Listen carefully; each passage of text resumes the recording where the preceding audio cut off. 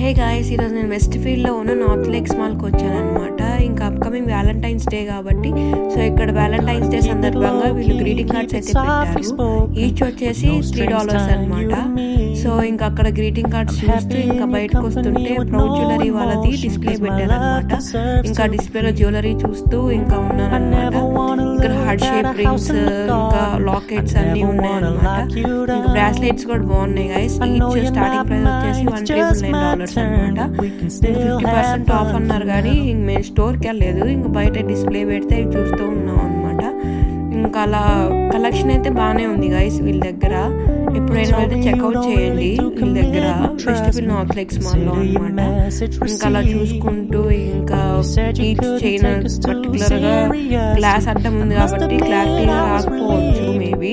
ఇంకా అలా నడుచుకుంటూ ఇంకా చీప్ డిస్కౌంట్ స్టోర్కి వెళ్తే క్రాకరీ యూనిట్ కనిపించింది.